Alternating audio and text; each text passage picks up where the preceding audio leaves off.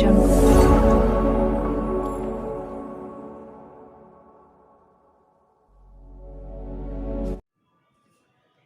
नमस्कार, एक बार फिर से स्वागत है आपका MSUM कोचिंग क्लासेज में।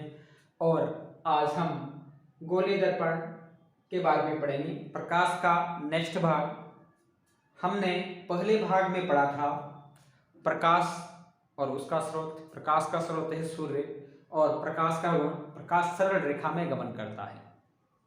छाया के बारे में पढ़ा कि छाया क्या होती है। जब प्रकाश किसी अपारदर्शी वस्तु पर गिरता है तो परावर्तन के बाद उसकी परछाई बनाता है, जिसे क्या कहा जाता है, छाया कहा जाता है। उसके बाद पढ़ा अपन ने प्रकाश का परावर्तन। प्रकाश जब किसी अपारदर्शी वस्तु या चमकीली वस्तु पर गिरता है तो वह उसी माध्यम में लौट जाता है, जिसे प्रकाश का परावर्तन कहा जाता है। प्रकाश का परावर्तन दो प्रकार का होता है, नियमित और विसरित परावर्तन। जब प्रकाश की किरणें समांतर आती है और परावर्तन के बाद समांतर चली जाती है तो उसे प्रकाश का परावर्तन कहते हैं। और यदि परावर्तन के बाद इधर उधर बिखर जाते हैं तो इस प्रकार का परावर्तन विसरित परावर्तन होता है।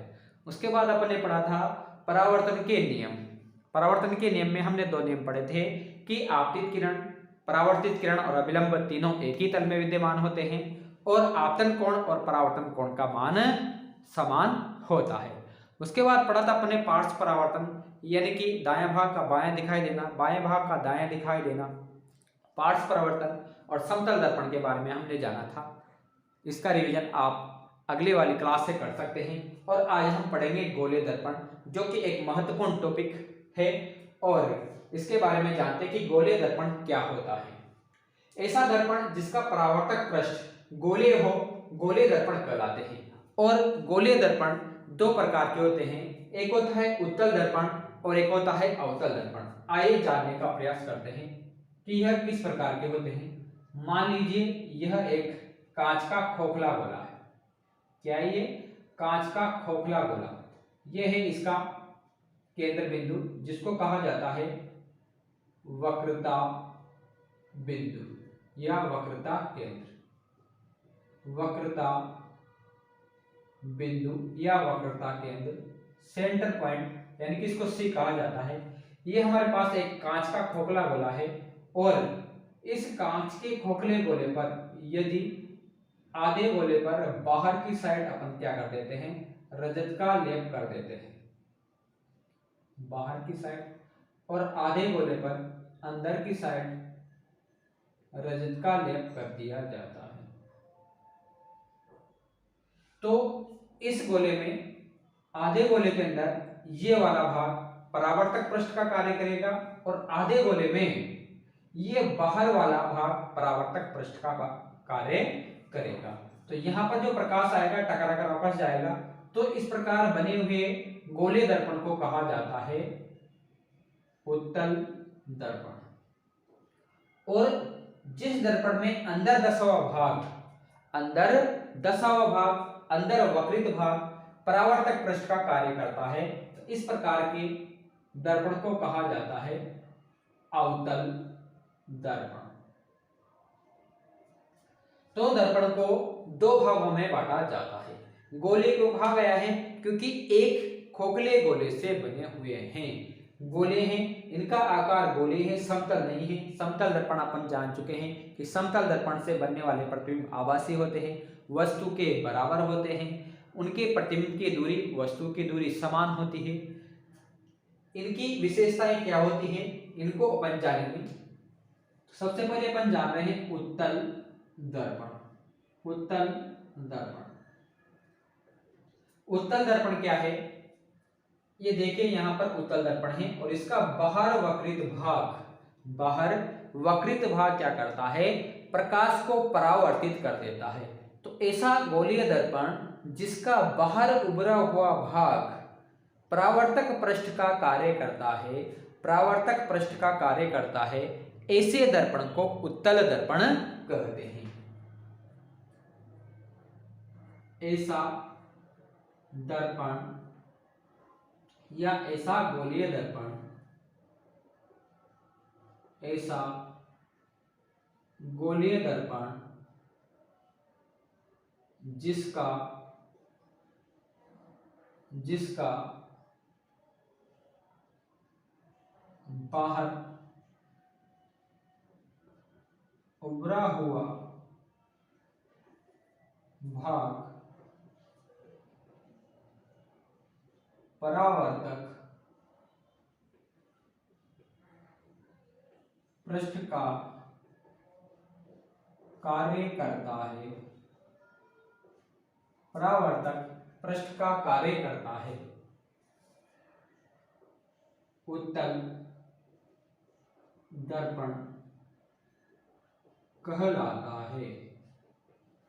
ऐसा दर्पण जिसका बाहर उभरा हुआ भाग, बाहर वक्रित भाग परावर्तक पृष्ठ का कार्य करता है, इस प्रकार के दर्पण को हम क्या कहेंगे? उत्तल दर्पण कहेंगे। दूसरा आता है हमारे अवतल, यानी कि जिसका तल अंदर धंसा हुआ होता है, अवतल। ऐसा गोलीय दर्पण जिसका अंदर दशा भाग या अंदर वक्रित भाग, आंतरिक वक्रित भाग, आंतरिक वक्रित भाग, आंतरिक वक्रित भाग परावर्तक पृष्ठ का कार्य करता है। अवतल दर्पण कहलाता है। ऐसा गोलीय दर्पण जिसका अंदर धंसा हुआ भाग, जिसका अंदर धंसा हुआ भाग परावर्तक पृष्ठ का कार्य करता है, उसे अवतल दर्पण कहते हैं। दोनों के चित्र देखिए।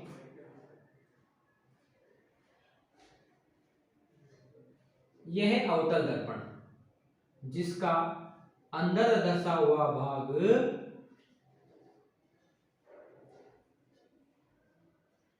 अवतल दर्पण, इसका अंदर धंसा हुआ भाग किसका कार्य करेगा?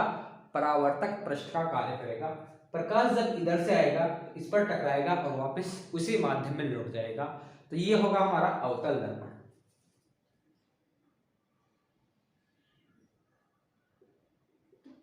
और ऐसा दर्पण जिसका बाहर उभरा हुआ भाग, जिसका बाहर उभरा हुआ भाग परावर्तक पृष्ठ का कार्य करता है, प्रकाश को वापस परावर्तित कर देता है, इस प्रकार का दर्पण हमारे कहलाता है उत्तल दर्पण। तो ये हमारे अवतल दर्पण हैं और ये उत्तल दर्पण हैं।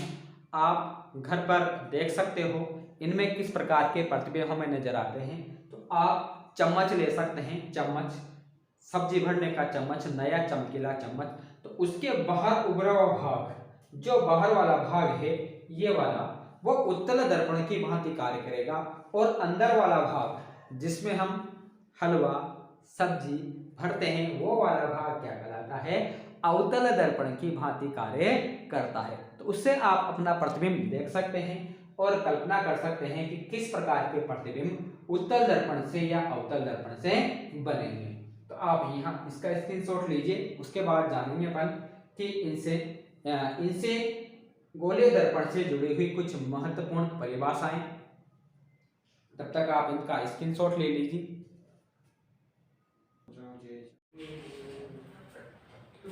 तो अब हम पढ़ेंगे दर्पण से संबंधित कुछ महत्वपूर्ण परिभाषाएं।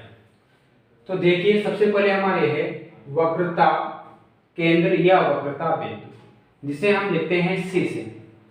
तो जो हमारा गोलीय दर्पण है, ये गोलीय दर्पण, इसके आधे पृष्ठ पर हमने अंदर की साइड पॉलिश कर रखी है और आधे पर बाहर की साइड पॉलिश कर रखी है। तो ये परावर्तक पृष्ठ जो इधर वाला है वो तो काम करता है उत्तल दर्पण का, और अंदर धंसा हुआ भाग काम करता है अवतल दर्पण का। तो जिस गोलीय दर्पण से मिलकर के, जिस गोलीय खोखले गोले से हमारे दर्पण बने हुए हैं, उस खोखले गोले का केंद्र बिंदु हमारा वक्रता केंद्र कहलाता है।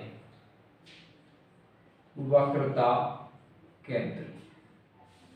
इसे C से प्रदर्शित किया जाता है। इसकी परिभाषा है कि गोले दर्पण का केंद्र बिंदु, है ना, जिस खोखले गोले से बनाया गया है इसे, उसका केंद्र बिंदु ही क्या कहलाता है, वक्रता केंद्र कहलाता है, और उसे C से प्रदर्शित किया जाता है।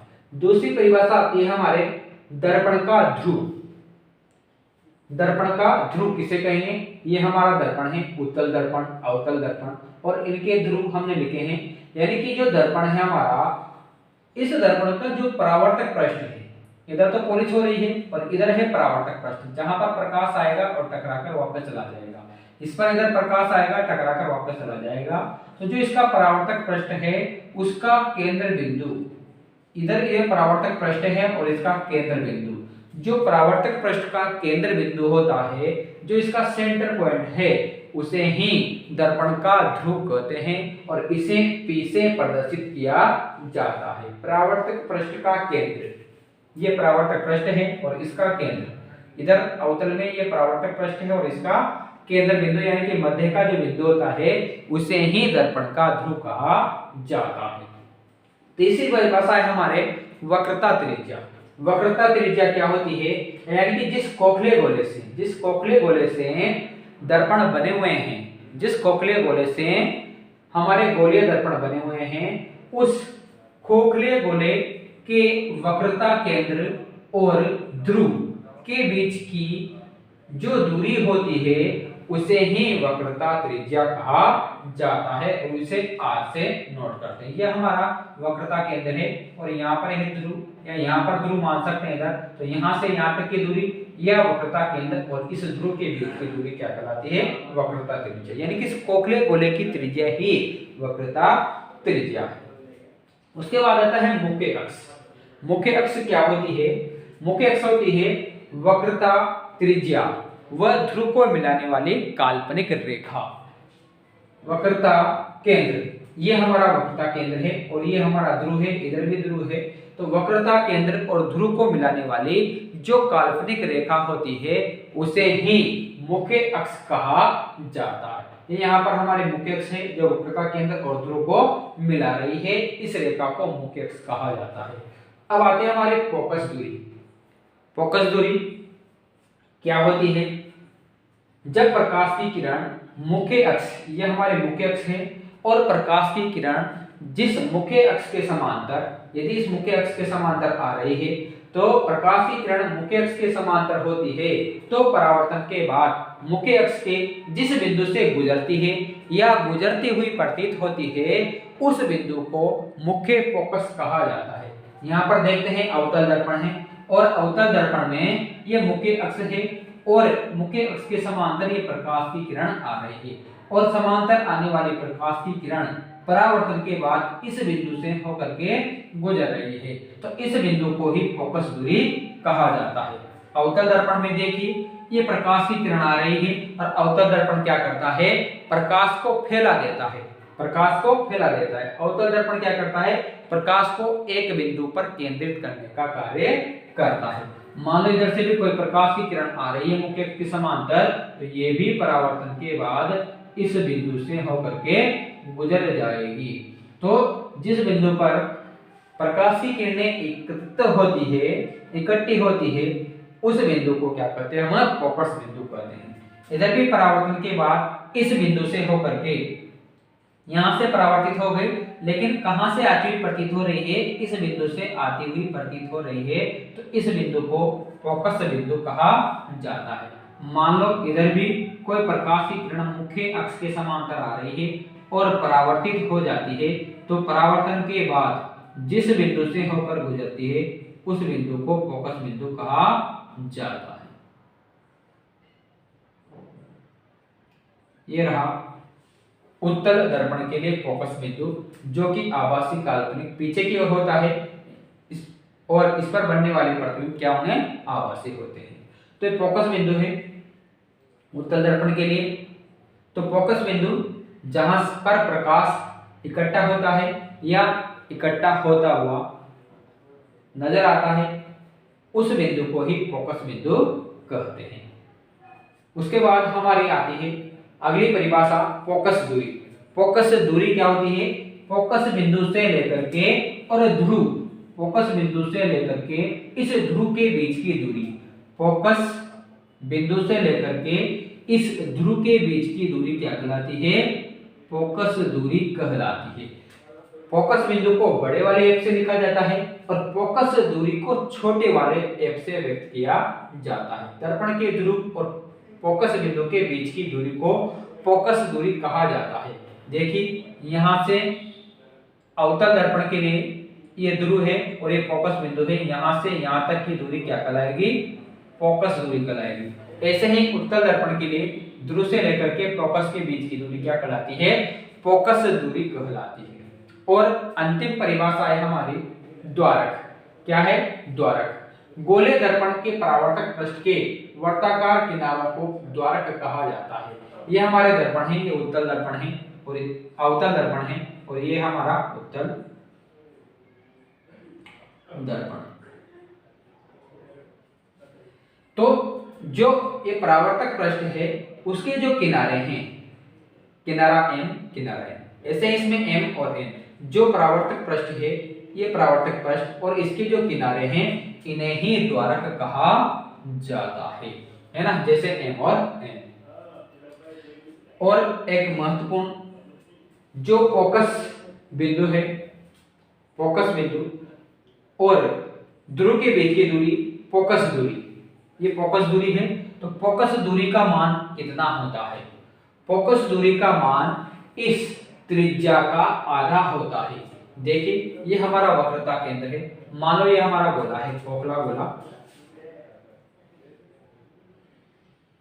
और यहां पर है त्रिज्या, ये पूरी है त्रिज्या। तो त्रिज्या का आधा क्या होगा? फोकस दूरी होगा। त्रिज्या का आधा फोकस दूरी होता है। तो यदि हमें फोकस दूरी ज्ञात करनी हो तो त्रिज्या के मान में 2 का भाग दे दिया जाता है। F बराबर फोकस दूरी, फोकस दूरी बराबर क्या होता है? फोकस दूरी बराबर होता है R/2, यानी कि 2 से डिवाइड कर दिया जाएगा यदि त्रिज्या को, तो फोकस दूरी का मान हमारे पास आ जाता है। फोकस दूरी का मान हमारे पास आ जाता है, यानी कि त्रिज्या का मान हमारे पास है तो फोकस दूरी का मान ज्ञात करना है तो 2 से गुणा कर दिया जाएगा। और